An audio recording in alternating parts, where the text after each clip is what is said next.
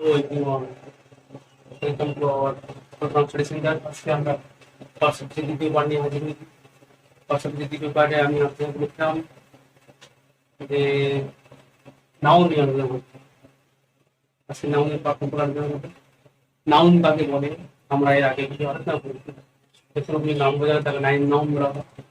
আজকে আলোচনা করবো যে নাউন কয় ভাগে ভাগ করা হয় এবং প্রত্যেক ভাগগুলো আমরা উদাহরণস্বরূপ আলোচনা করি। নাউন কাকে বললে আমাদের নাম দেয় নাউন বলা হবে। এখন দেখো নাউনকে প্রধানত পাঁচটি ভাগে ভাগ করা হয়। হচ্ছে প্রপার নাউন, এটা হচ্ছে কমন নাউন, এটা কালেকটিভ, একটা ম্যাটেরিয়াল, একটা অ্যাবস্ট্রাক্ট। তাহলে একটা প্রপার নাউন কাকে বলা হবে?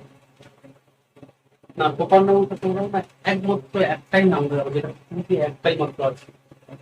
ভালো শোনো, তোমরা তবে বা করে দিকে পৃথিবীতে একটাই মাত্র আছে যে নাম, একই নাম বা একটা ব্যক্তি।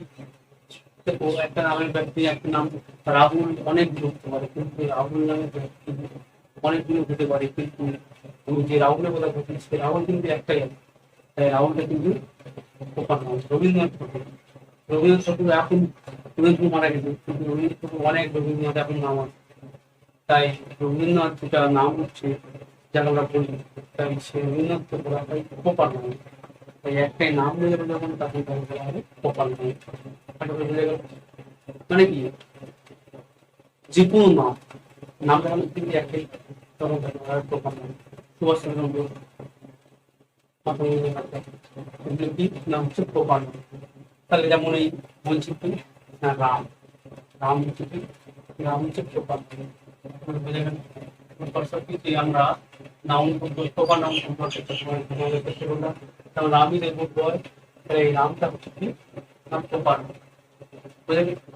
এবার দেখো আমি প্রপার নাউন সম্পর্কে আলোচনা করলাম। প্রপার নাউন ক্লিয়ার আলাদা করতে হবে।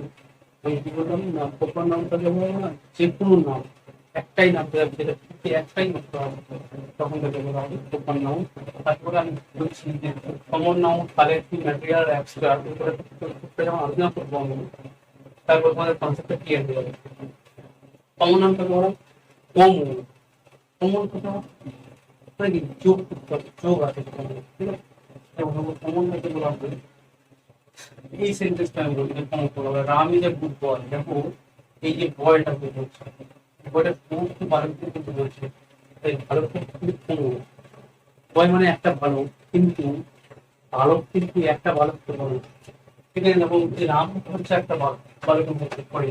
তাই বালক যারা আছে, যারা সেম রামের সেম বয়স, সবাই কিন্তু বালক। তাই রামের, রাম হচ্ছে নাম, নাম তাই প্রকার।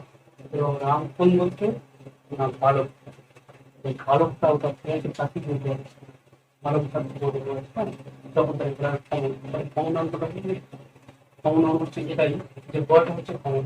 আবার এটাকে দিতে পারে, এখানে boy class, sorry, how gives us meaning, হাউটা কিন্তু একটা কিন্তু এখানে আমি শিখে দিয়ে দিতাম হাউ গিভস আস মিনিং, এখানে একটা বলি বহু মানে গরুটার নাম বলা যায়, যদি গরুর নাম দেওয়ার অন্য কিছু থাকে, তাহলে সেই গরুটা কিন্তু সেটা কিন্তু প্রকার নাম হবে, কিন্তু গরুর নামই কিন্তু নয়। গরুটা হচ্ছে সমস্ত গরু জাতিকে বোঝায়। তাই এটা কমন, এটা কমনের মধ্যে করে ইট, একটা ইটের নাম নেই, ঠিক আছে? ইট, ইট মানে কি সমস্ত ইট করে দেবে এরকম। তাহলে এগুলো কি নাম? কমন। কমন নাম কোনটা হলো না, কাউ, কাউ হচ্ছে কি না, কাউ সরি কি না, কাউ হচ্ছে কমন নাম। কমন নামের মধ্যে করে তাকে করে বুঝে দেওয়া। এবার দেখো কালেক্টিভ নাম, কালেক্টিভ মানে কি হচ্ছে কালেক্ট করে নিয়ে, কালেক্ট জোগাড় করা, এক জায়গায় অনেকগুলো কিছু জোগাড় করে এক জায়গায় ভর্তি করা, যেটা কালেক্টিভ হবে। যেমন কি রকম আবার আপনাদের যেমন পরিচিত অনেকগুলো জোগাড় করে এক জায়গায় ভর্তি করবে, তখন তোমাদের কালেক্টিভ অনেক করতে কালেক্টিভ ঠিক সেরকম। দেখো আমি একটা উদাহরণ দিই, teacher reads in the class. তাহলে এই যে ক্লাসটা, ক্লাসে কারা আছে? তাহলে এখানে কিন্তু এই বয়েজ আছে, গার্লস আছে। তাহলে বয়েজ, গার্লস, এগুলো কি বয়েজ গার্লস, এগুলো কিন্তু কমন নাম। আর এই কমন নাম গুলো যদি এক জায়গায় ক্লাস তৈরি করে, তখন সেটা হবে কালেক্টিভ নাম। তাহলে কমন নাউন কাকে বলা হবে? বয়েজ, গার্লস, বা বড় বড় মেন, ম্যান, মেন বা ম্যান, মেন বলা উচিত না, man, man, woman, woman, man, এইসব করা না, এগুলো সমস্ত চাকরি হয়েছে ম্যান মানে মানুষ, সমস্ত মানুষের মানুষের নামগুলো যখন আলাদা হবে তখন তাকে বলা হবে প্রপার নাম। যখন মানুষগুলি চলে যাবে তখন তাকে বলা হবে কমন নাম। আর মহিলা এবং যে পুরুষরা বা বয়স্ক যখন এক জায়গায় বসে একটা অ্যাসেম্বলি বলে সভা করবে বা ক্লাস থাকবে, একটা জমি সভা করবে, জমিতে প্রসেশন করবে, কিছু করবে, তখন কিন্তু কালেক্টিভ নাম। এরপরে দেখো বলেছি ম্যাটেরিয়াল নাম। ম্যাটেরিয়াল কোনো একটা ম্যাটার, ম্যাটার মানে ম্যাটার মানে কি ধাতু, মানে কি ধাতু দ্বারা তৈরি, ধাতু বলতে কি রকম দ্বারা তৈরি, এগুলো কি জানি সবগুলো গেল কিন্তু এইসব মানুষজন তৈরি করবে এই পরিস্থিতি, কিন্তু এবারে কিন্তু না ম্যাটার ধাতু বলতে কি না ইনগ্রেডিয়েন্টস কি আছে, তরকারি করছে, তরকারির মধ্যে তুমি ইনগ্রেডিয়েন্টস কি কি করছো, ঠিক আছে, সেগুলো দ্বারা ম্যাটেরিয়াল নাম। যেমন একটা উদাহরণ দিয়ে তোমার বুঝতে পারবে, গোল্ড ইজ ভ্যালুয়েবল মেটাল, তাহলে একটা ধাতু, এই গোল্ড হচ্ছে একটা ভ্যালুয়েবল, গোল্ড, গোল্ড মানে সোনা, সোনাটা কি দ্বারা তৈরি, এটা একটা কি, এটা একটা ধাতু। তাই যখন ধাতুগুলা ম্যাটেরিয়াল, ম্যাটেরিয়াল মানে কি একটা ধাতু, যে কোনো কিছু, তোমরা বলবে যে আয়রন, লোহা, তাহলে আমার window is made of iron, তাহলে আমাদের উইন্ডোটার তারাটা তৈরি আয়রন দিয়ে, তাহলে যে আয়রনটা আমরা তৈরি করছি উইন্ডোটা, জানালাটা কিন্তু এই যে উইন্ডো চাওয়া উইন্ডো, উইন্ডো, এই উইন্ডোটা কিন্তু সবার সবার বাড়িতে জানালা, উইন্ডো হচ্ছে কি না, উইন্ডো হচ্ছে কমন না, উইন্ডো কমন না, কিন্তু উইন্ডোটা ইনগ্রেডিয়েন্টসটা কি, উইন্ডোটা কি দিয়ে তৈরি হয়েছে দেখে কেমন ভাবতে হবে, তেমন বোঝাবে যে এটা কি, যেমন এই যে মেটাল, ভিতরে কি দিয়ে তৈরি হয়েছে, কি গোল্ড দিয়ে, উইন্ডোটা কি দিয়ে তৈরি হয়েছে, মনে হচ্ছে আয়রন দিয়ে তৈরি হয়েছে, আয়রন দিয়ে, এই যে আয়রন বা কোল, সিমেন্ট, হিট তৈরি হয়েছে, হিট মেটালটা কি, দ্য ব্রিক ইজ ব্রিক মানে brick is made of salt, sorry soil, এই সয়েল মানে কি মাটি, মাটিটা, তাই এই যে ইনগ্রেডিয়েন্টস মাটি বা সিমেন্ট, এটা house is made of cement, হাউসটা কিন্তু প্রত্যেকের বাড়ি হাউস হচ্ছে, হাউসটা কিন্তু কি হচ্ছে না ম্যাটেরিয়াল, সরি কমন কমন, কিন্তু এই যে সিমেন্টটা এটা কিন্তু ম্যাটেরিয়াল, তাহলে যে যে ইনগ্রেডিয়েন্টসদের তৈরি করে এই ইনগ্রেডিয়েন্টসটাকে বলা হবে ম্যাটেরিয়াল নাম।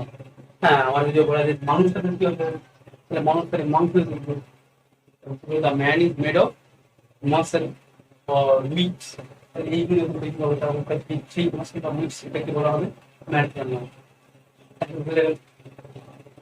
এরপর দেখবো abstract noun, abstract noun, abstract মানে কি কোনো কিছু একটা প্রকাশ করে, তোমার নির্দিষ্ট একটা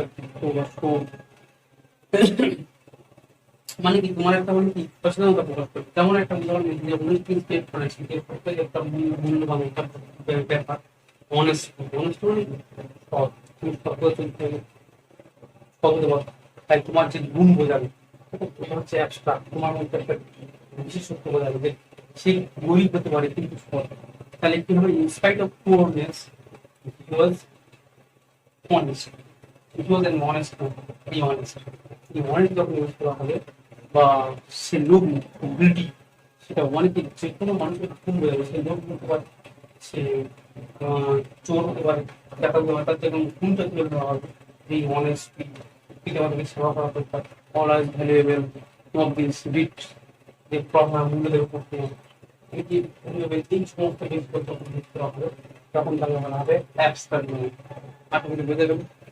আমরা তাহলে কি আলোচনা করলাম, নাউন করবো, আমরা নাউনকে proper noun, common noun, collective noun, natural noun আর এক্সটার্নাল নাউন, আমরা প্রত্যেকটা আলাদা আলাদা আলোচনা করেছি। প্রপার নাউন করতে বলা হবে সেটা বলে দিয়েছি, কমন নাউন বলবে, কালেক্টিভ নাউন, ন্যাচারাল নাউন আর এক্সটার্নাল নাউন। এবং যদি প্রবলেম থাকে তাহলে প্রত্যেকটা সেন্টেন্স আবার বাড়িয়ে দেখো, থেকে আলোচনা করো। যদি কোনো ডাউট থাকে তাহলে আমাদের কমেন্ট বক্সে যাবো, কমেন্ট জানাও আমাদেরকে। এবং যদি বা আবার যদি কোনো প্রবলেম হয় তাহলে নাউন তখন তারপর পরের ভিডিও বলবে একটা লাইক থেকে দিতে পারি, একটা লাইক দিয়ে দাও এবং পরের ভিডিওর জন্য বেল আইকন প্রেস করে রাখো, পরের ভিডিও পাওয়ার জন্য এই জন্য ভিডিও